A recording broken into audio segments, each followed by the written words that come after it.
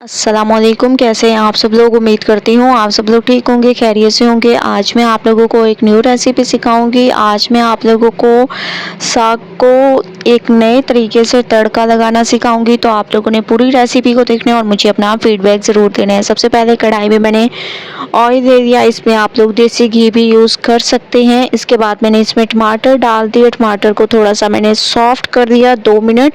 इसके बाद अब हम इसमें डाल देंगे अदरक लहसुन का पेस्ट। ठीक है, 2 चम्मच आप लोगों ने इसमें अदरक लहसुन का पेस्ट भी ऐड कर देना है।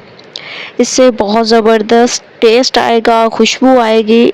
2 मिनट इसको पकाएंगे, उसके बाद चलेंगे नेक्स्ट स्टेप की तरफ। तो 2 मिनट मैं इसको पका लेती हूँ। 2 मिनट मैंने पका लिया, अदरक लहसुन की खुशबू आने लग गई। अब हम इसमें डाल देंगे लाल मिर्च का पाउडर, धनिया पाउडर, हल्दी पाउडर, हस्बे जायका नमक, थोड़ी सी काली मिर्चें।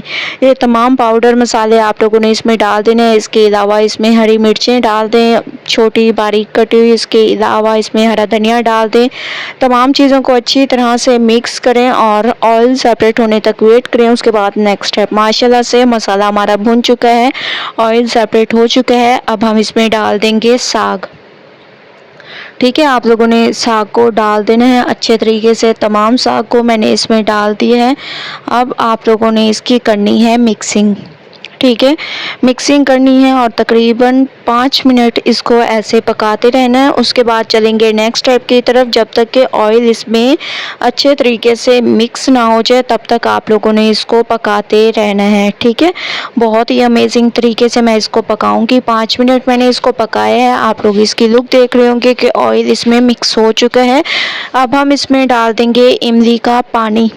ठीक है, ये डालना ज़रूरी है क्योंकि इससे एक अमेजिंग सा टेस्ट आएगा। तो आप लोगों ने तमाम रेसिपी को स्टेप बाय स्टेप फॉलो करते जाना है। तो मैंने इसमें ये डाल दिया और अच्छी तरह से इसको मिक्स करेंगे।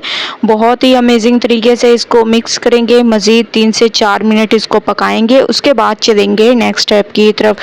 मज़ीद 3 से 4 मिनट मैंने इसको पकाया और आप लोग इसकी लुक देख रहे होंगे माशाल्लाह बहुत ही अमेजिंग तरीके से। अब हम इसमें डाल देंगे हरा धनिया। ठीक है, आप लोगों ने हरा धनिया डाल देना है। इसको अच्छी तरह से मिक्स करना है। बहुत ही अमेजिंग तरीके से यह तैयार हो चुके हैं। अब हम फ्लेम को बंद कर देंगे और इसको निकाल लेंगे। ठीक है, क्योंकि ये माशाल्लाह से साग हमारा बिल्कुल तैयार हो चुका है। इसका तड़का बहुत ही अमेजिंग खुशबूदार तैयार हुआ है।